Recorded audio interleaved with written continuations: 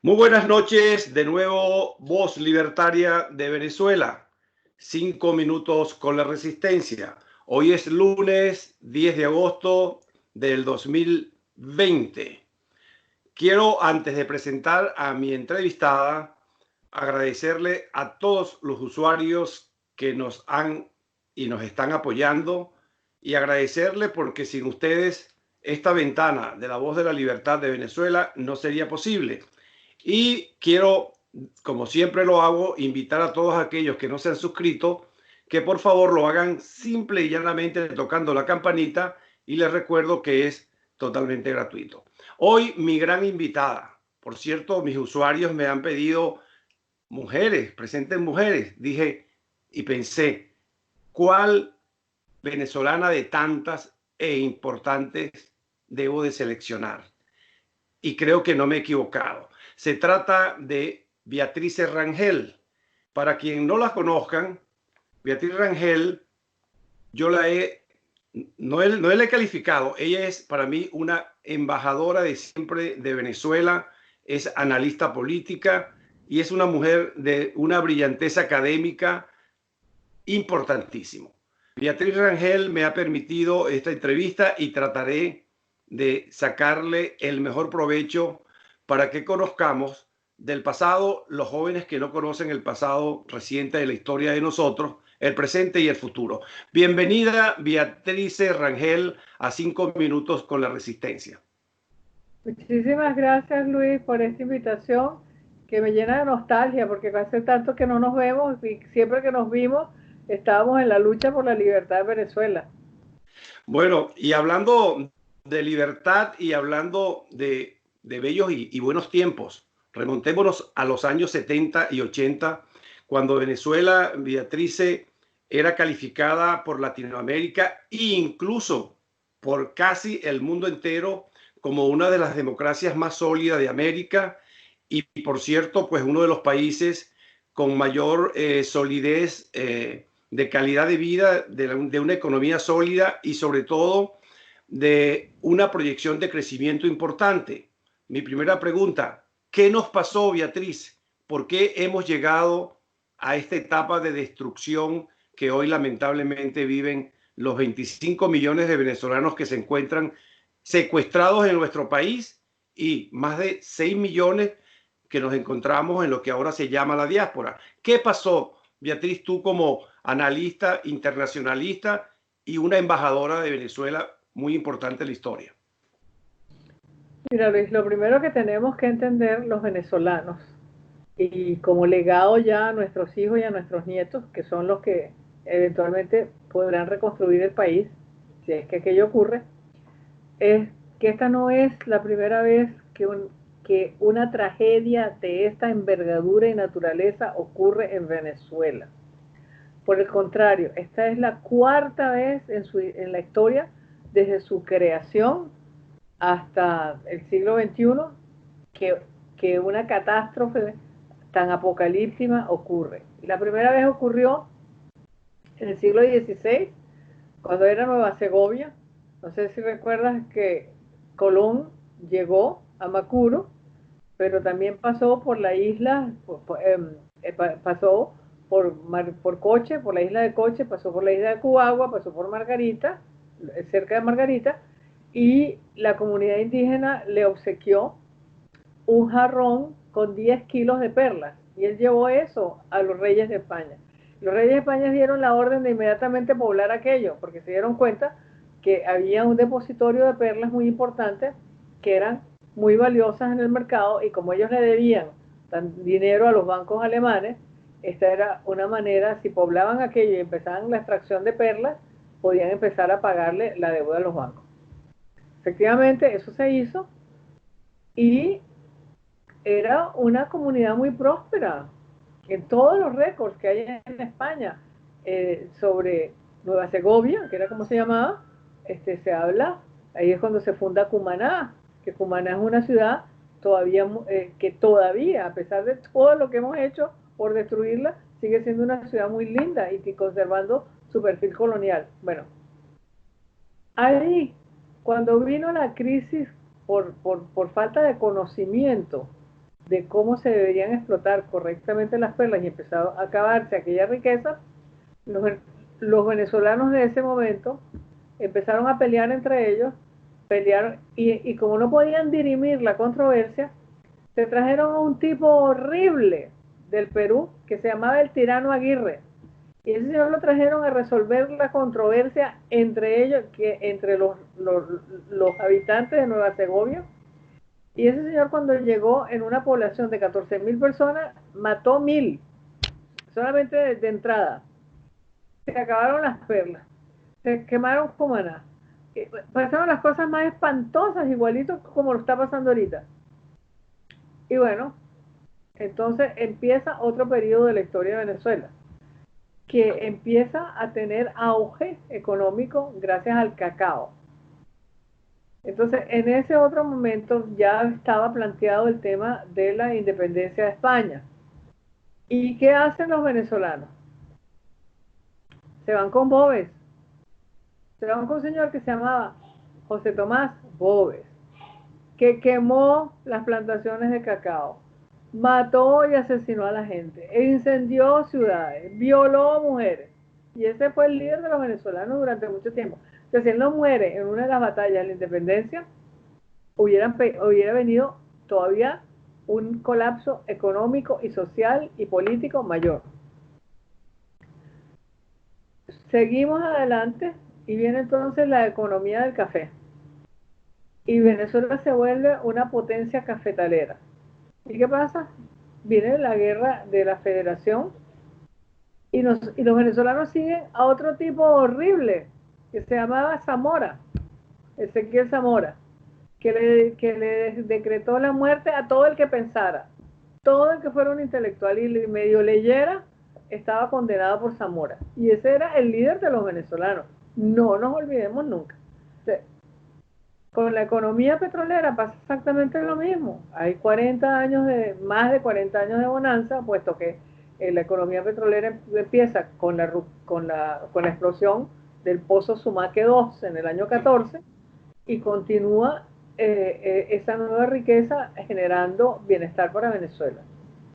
Cuando esa nueva riqueza se hace pequeñita para seguir generando mayor bienestar, en vez de diversificar, en vez de buscar la internacionalización de otras líneas de producción, en vez de dejar de extraer renta y dedicarnos a crear riqueza, los venezolanos empezamos un pleito intestino y nos buscamos de jefe a un señor que se llamaba Hugo Chávez Frías, que había sido igualito de resentido, igualito de mal encaminado, igualito de destructivo que sus anteriores arquetipos. Entonces, yo lo que quisiera que la juventud supiera es que hemos fundado nuestra vivienda y nuestra residencia sobre bases equivocadas 4 veces. Y por eso el rancho se nos ha caído con el menor movimiento tectónico. Beatriz, pero vamos a tratar de precisar los errores, porque de esos polvos están estos lodos. Efectivamente, vamos a partir de 58. Yo, como venezolano, que en algún momento fui crítico del segundo gobierno del presidente Pérez, hoy he cambiado en muchos criterios. Y incluso cuando por segunda vez he leído los dos libros, hay 2 tomos de Rómulo, admiro a Rómulo cada día más sin haber sido adeco, eso que quede muy claro. Y cada día estoy reconociendo los aciertos y la visión de Carlos Andrés Pérez y voy a hacer así un corto y breve señalamiento. Ayer estuve yo viendo las 2 últimas entrevistas que le hicieron al presidente Pérez. Y hoy digo que Pérez tiene en su primer gobierno, cuando se plantea la nacionalización del petróleo, el primer gobierno, ¿de acuerdo? Tú me corriges si cometo cualquier tipo de error. Yo creo que ese fue un hecho muy pero muy importante. Hay quienes creen de que no es así, que fue un error. Yo creo que fue un acierto. Y en el segundo periodo, la visión de Pérez, de su gobierno, de el plan Mariscal de Ayacucho, que nos envió, y yo soy uno de ellos, a más de 100 y pico de mil de jóvenes venezolanos a las mejores universidades para hacer pregrado, posgrado y doctorado incluso. De los errores, yo creo que el presidente Pérez en su segundo gobierno fue víctima de lo que hoy llamamos los errores de la partidocracia y de personalidades individuales llenas de ambiciones. Yo te voy a nombrar uno, así pero sí directo, de un Ramos Alú, por ejemplo, que ahora se señala, lo señalamos todos porque efectivamente lo conocemos mejor. ¿Tú crees que la partidocracia, el bipartidismo adecocopellano, que los que lo hemos estudiado, los que lo conocemos, no tuvo la suficiente madurez de ver hacia adentro para rectificar sus errores? ¿Tú crees que esa partidocracia tiene mucha culpa de que haya llegado este terrible personaje que, aunque está muerto, todavía nos sigue causando daños? Bueno, mira, yo lo que pienso es que el problema más que la partidocracia, porque los partidos son simplemente un reflejo de la sociedad en donde están. Yo creo que más que la partidocracia es la premisa sobre la cual estaba constituida la economía venezolana, que era extraer renta y no crear riqueza. ¿Por qué? Porque eso te define todo. Porque en el momento en que el flujo de renta se reduzca, entonces empiezan a producirse todas estas presiones sobre el Estado. Porque ¿qué pasa? Cuando la renta se reduce, no hay suficientes recursos para atender las apetencias o los deseos o las visiones o las aspiraciones de toda la población. Entonces tienes que establecer prioridades. Y establecer prioridades significa que tienes que entender que tiene que haber sacrificios. Pero a nadie le gusta sacrificarse, y sobre todo no le gusta sacrificarse pensando, a ti no te gustaría sacrificarte pensando que yo no me voy a sacrificar y que voy a ser una especie de golillera que mientras todo el mundo se sacrifica, yo sigo disfrutando de las mismas prebendas. Y eso es lo que ocurrió en Venezuela. En Venezuela ya para los años finales de los 70, comienzos de los 80, era necesario hacer un ajuste económico. Bueno, primero era necesario dos cosas. Uno, modificar las instituciones políticas, que fue lo que hizo el presidente Pérez, es decir, devolverle la autonomía y la soberanía a los estados y a los municipios. Porque, o sea, ¿por qué los Estados Unidos es una democracia tan fuerte? Pase lo que pase en Washington, en su capital. Porque aquí las alcaldías son fortísimas. Aquí las alcaldías realmente deciden y los ciudadanos ven a los alcaldes y a los municipios, no solamente los ven como líderes, sino como personas que trabajan para ellos. Y el día que no recogen la basura, el día que no hay luz y que no hay ornato público y las escuelas no están funcionando, hasta ese día los eligen. Y entonces eso funciona eso funciona como una pirámide que llega hasta el Estado Nacional. En Venezuela esa pirámide estaba invertida, estaba todo en el Estado Nacional y no tenía ninguna autonomía, ni los municipios ni las gobernaciones. Al tú darles, al tú hacer esa reforma institucional, estás empezando a permitirle a la gente de cada localidad ejercer una cosa muy importante, que es la creatividad para la innovación. O sea, porque cuando tú centralizas, lo que haces es armonizar a todo el mundo y meterlo como dentro de una especie de ejército, donde son máquinas. Pero en cambio, que si tú les das autonomía, ellos van a crear y van a resolver sus problemas de acuerdo con el medio ambiente que los rodea. Eso es una. La otra es el tema económico. realmente el petróleo en Venezuela nunca se sembró, que además la noción de sembrar petróleo es un disparate. O sea, es un disparate del tamaño del cielo. Tú lo que tenías era que tener un conjunto de políticas económicas que cubrían el, el precio del bolívar, que el precio del bolívar tenía que reflejar era la productividad del país. Tenías que tener las políticas fiscales y las políticas las políticas fiscales y las políticas impositivas. ¿Para qué? Para favorecer el desarrollo de aquellas actividades donde Venezuela tenía ventajas competitivas.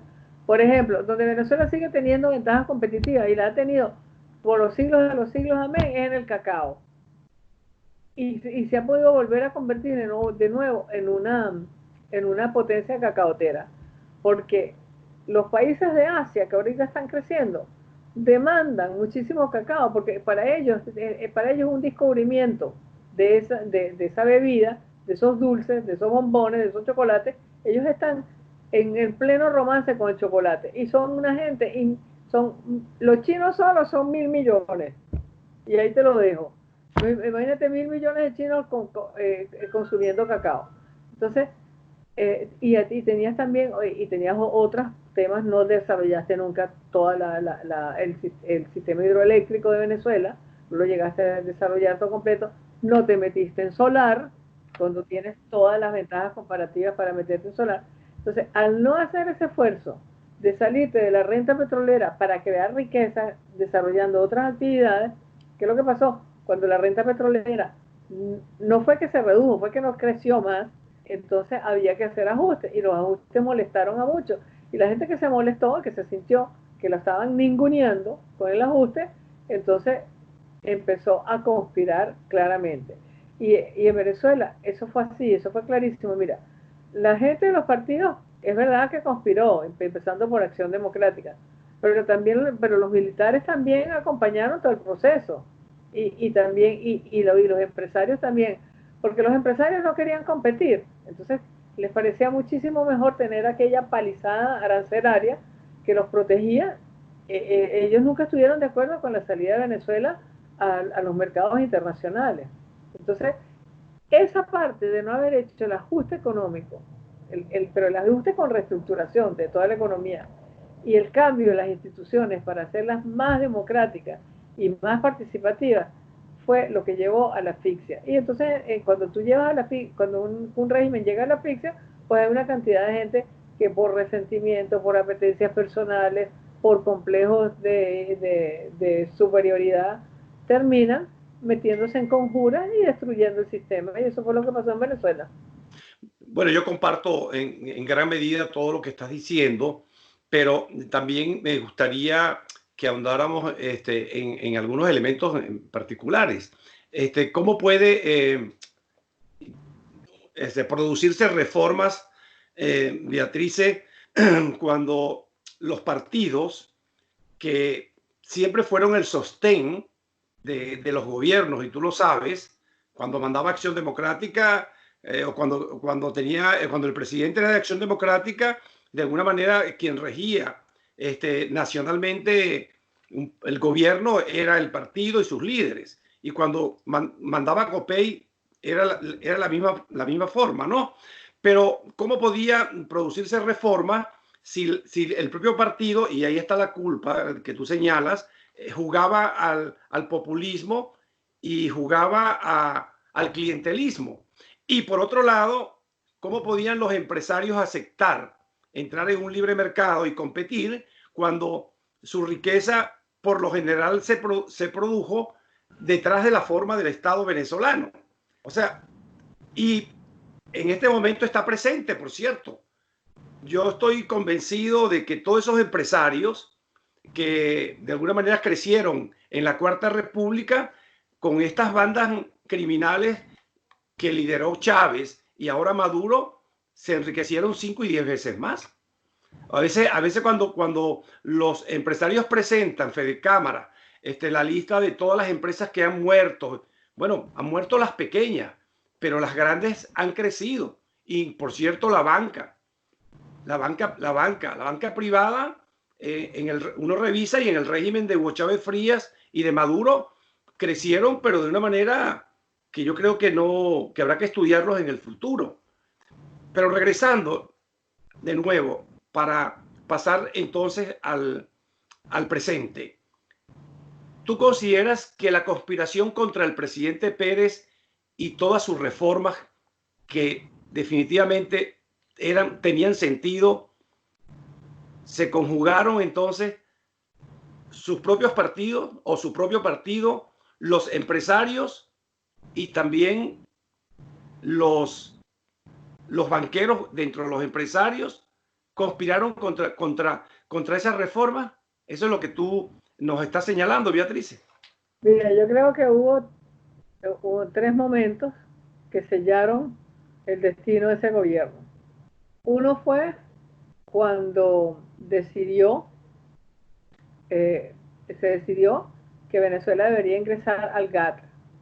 O sea, que eso significaba que al otro día tenías que bajar toda la pared arancelaria y se acababa la protección. Entonces, eso llevó a los empresarios a estar descontentos con el gobierno y a decir, vamos a salir de este gobierno. El otro momento fue cuando se decidió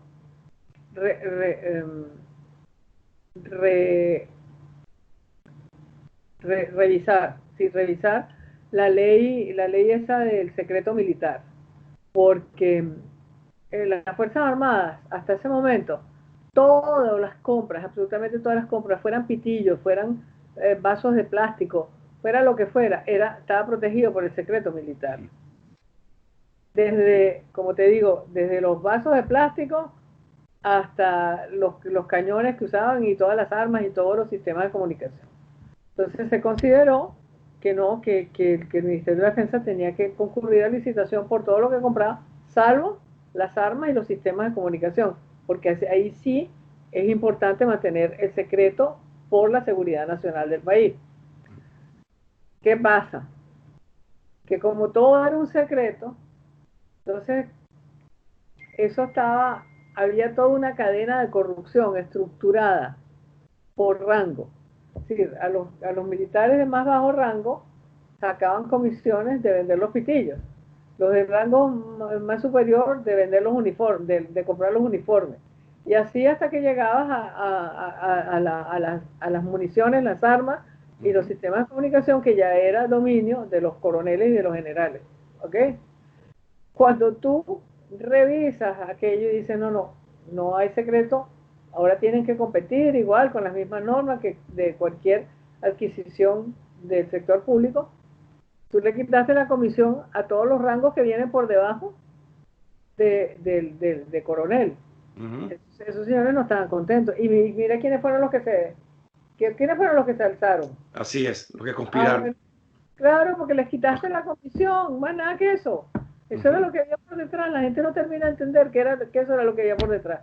Y después tenías en los partidos políticos, mira, la razón por la cual las obras no se terminaban jamás en Venezuela era porque llegaba un político X, Copellano, Adeco, masista, lo que fuera, con buenas conexiones. Y entonces tenía un amigo que tenía una compañía de construcción pequeña o mediana. Entonces lograban que les otorgaran una licitación de cientos o miles de millones de bolívares, que por supuesto esa compañía no estaba en ninguna capacidad para ejecutar. Entonces, ¿qué tenía que hacer? Subcontratar a alguien que sí la podía hacer y tenía que pagar como el 20% en todas las comisiones para los políticos, y de eso vivían todos los políticos en Venezuela. Cuando el ministro de Transporte y Comunicaciones del momento decide agarrar y limpiar el registro de contratistas con el Estado, habían de 35.000, eso bajó a 20.000. ¿Por qué? Porque habían 15.000 que no cumplían o con los requisitos técnicos, o con los requisitos legales, o con los requisitos financieros. Y además se especificó, tú puedes competir, o sea, Beatriz Rangel, que tiene una empresita para hacer remodelaciones, puede competir para hacerle una remodelación de oficinas a un despacho, pero no puede competir para el puente sobre el lago de Maracaibo, ¿sabes? Así es. Entonces,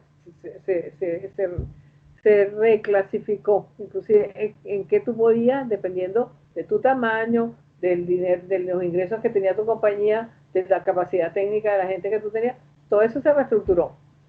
Ah, pero entonces dejaste sin, como dicen los americanos, sin el pan y la mantequilla a todos los políticos del país. Entonces eso logró que esas tres medidas, esos tres tiempos, como te digo yo, lograron que se produjera una coalición contra el gobierno que apoyara a Acción Democrática, que no estaba tampoco contenta porque no veía que controlara eso que tú llamas la administración del Estado para sus militantes. Ahora bien, pero ya en esta primera parte, Beatriz, de 5 minutos de la resistencia, el tiempo se nos ha ido realmente muy rápido, Sí. lo que indica pues que ha sido una entrevista y está siendo una entrevista muy, muy sabrosa, muy, muy buena.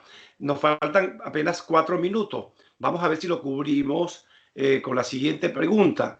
Y si queda no contestada totalmente, pues en la segunda parte lo podemos abordar. Perdón, lo podemos abordar. Beatriz, vamos a la parte, vamos a tratar de analizar el aspecto ideológico.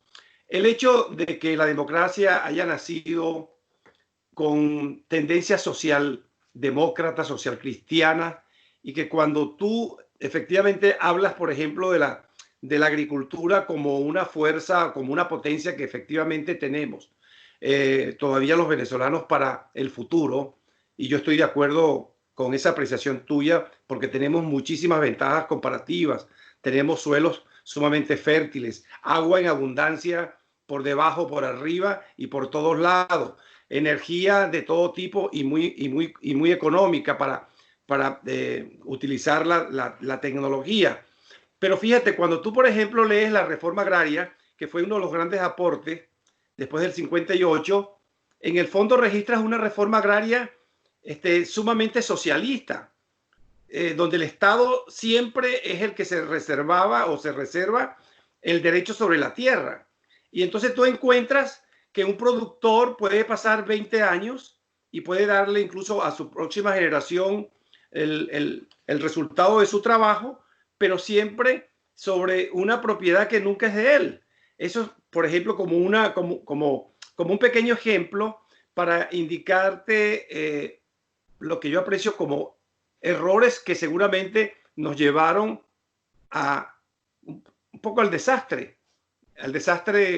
Bueno, pero es que cuando yo me refería a las instituciones, mira, Venezuela, como el resto de los países de América Latina, tiene intactas las instituciones que creó un señor que se llamaba Felipe II. Con todo el proceso de independencia y de federación y todo eso, lo único que hicimos fue como que si tú agarraras un edificio colonial y entonces les pusieras gárgolas y les pusieras torres y no sé qué, pero sigue siendo, las bases siguen siendo las de un edificio colonial.